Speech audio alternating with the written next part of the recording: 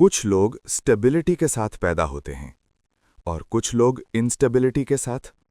Larry Ellison instability का product थे। Welcome to blueprints to success. यहां हम सिर्फ सक्सेस स्टोरीज नहीं सुनाते, हम उनके ब्लूप्रिंट्स डिकोड करते हैं। कुछ लोग कंपनीज बनाते हैं, कुछ लोग प्रोडक्ट्स लॉन्च करते हैं और कुछ लोग सिस्टम्स बनाते हैं जिन पर पूरी दुनिया चलती है। आज की कहानी एक ऐसे आदमी की है जिसने सॉफ्टवेयर नहीं बनाया, पावर का स्ट्रक्चर डिजाइन किया। ये कहानी है ओरेकल के पीछे के दिमाग की। ये कहानी है लैरी एलिसन की। लैरी एलिसन न्यूयॉर्क में पैदा हुए, लेकिन मां ने उन्हें बचपन में ही छोड़ दिया। अडॉप्शन हुई।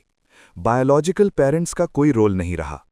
शिकागो के एक मिडिल क्लास घराने में परवरिश हुई। वो घर डिसिप्लिन से भरा था, लेकिन इमोशनल वार्मथ से खाली। इसी खामोश एनवायरनमेंट ने लैरी को टफ बनाया। उन्होंने बचपन में ही समझ लिया, जिंदगी गारंटीज नहीं देती, सिर्फ ऑप्शंस देती है।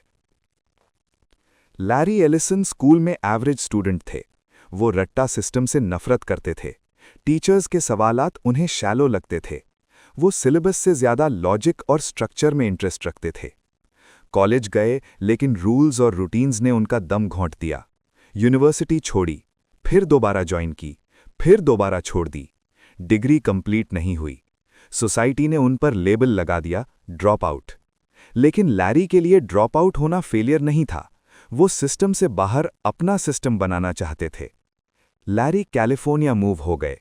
सिलिकॉन वैली उस वक्त फ्यूचर का एक्सपेरिमेंट था। स्टार्टअप्स, आइडियाज, फेलियर्स, सब कुछ ओपनली हो रहा था।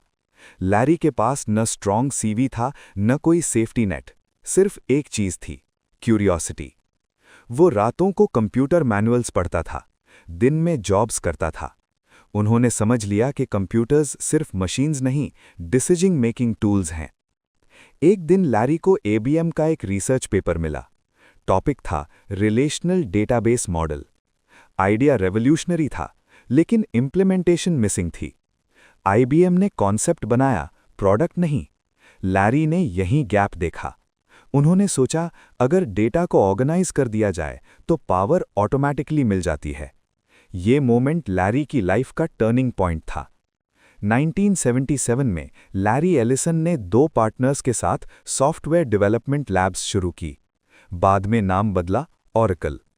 ऑफिस छोटा था, पैसा लिमिटेड, क्लाइंट्स को कन्विंस करना सबसे मुश्किल काम था, लेकिन प्रोडक्ट यूनिक था। ओरेकल कंपनीज को ये बताता था कि उनका डेटा क्या कह रहा है, और जो डेटा समझ ले वो मार्केट कंट्रोल करता है। ओरेकल के शुरू के साल बहुत ज्यादा अनस्टेबल थे। रेवेन्यू ग्रोथ थी, लेकिन कैश फ्लो वीक था। एक वक्त ऐसा आया जब कंपनी ऑलमोस्ट कोलैप्स कर गई। लैरी ने यहां इमोशनल डिसीजंस नहीं लिए, उन्होंने मैनेजमेंट चेंज की, सेल्स एग्रेसिव की, कल्चर टफ बनाया। उनका बिलीफ था, बिजनेस में सॉफ्ट मिस लग्जरी होती है। ये डिसीजंस अनपॉपुलर थे, लेकिन इफेक्टिव थे। लैरी एलिसन कंपटीशन से घबराते नहीं थे। वो ओपनली आईबीएम, एसएपी और माइक्रोसॉफ्ट पर अटैक करते। इंटरव्यूज में उन कंपनीज के फ्लॉज हाईलाइट करते। ओरेकल का मैसेज सिंपल था, हम बेटर हैं और हम ये प्रूव कर सकते हैं। क्लाइंट्स ने नोटिस किया। ओरेकल एंटरप्राइज वर्ल्ड का बैकबोन बन गया। जब इंटरनेट का दौर शुरू हुआ, बहुत कंपनीज कंफ्यूज हो गईं। लैरी कंफ्यूज नहीं थे। उन्होंने क्लाउड कंप्यूटिंग को फ्यूचर का सेंटर समझा। लोग हंसे। उन्होंने कहा यह सिर्फ बज़वर्ड है, लेकिन लैरी ने इन्वेस्टमेंट जारी रखी। आज ओरेकल क्लाउड बैंक्स, गवर्नमेंट्स और ग्लोबल एंटरप्राइजेस चला रहा है। ओरेकल अब सॉफ्टवेयर कंपनी नहीं, डिजिटल इंफ्रास्ट्रक्चर है। लैरी एलिसन दुनिया के सबसे अमीर लोगों में शामिल हो गए। लग्जरी उनकी पर्सनैलिटी का हिस्सा बन गई। Private islands, yachts, fighter jets. Criticism भी आया, लेकिन लैरी कभी अपोलोजाइज नहीं करते। उनका मानना था, रिजल्ट्स खुद बोलते हैं। 2014 में लैरी ने सीईओ का रोल छोड़ दिया, लेकिन कंपनी उनके विजन पर ही चलती रही। चेयरमैन और सीटीओ बनकर स्ट्रैटेजी गाइड करते रहे। उन्होंने प्रूव किया कि असली लीडर टाइटल का मोहताज नहीं होता। लैरी एलिसन की कहानी लाइकेबल लीडर की कहानी नहीं, ये डोमिनेंट थिंकर की कहानी है। ये कहानी है रूल्स तोड़ने की, कंपटीशन को चैलेंज करने की और फ्यूचर पर बेट लगाने की। एक कॉलेज ड्रॉपआउट जो दुनिया के सबसे पावरफुल टेक एम्पायर्स में से एक का आर्किटेक्ट बना। लैरी एलिसन हमें सिखाता है, अगर विजन क्लियर हो तो दुनिया को एडजस्ट होना पड़ता है।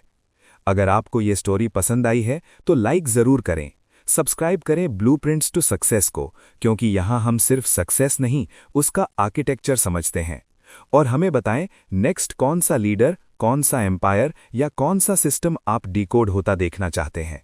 मैं आपसे फिर मिलूंगा एक और ब्लूप्रिंट के साथ।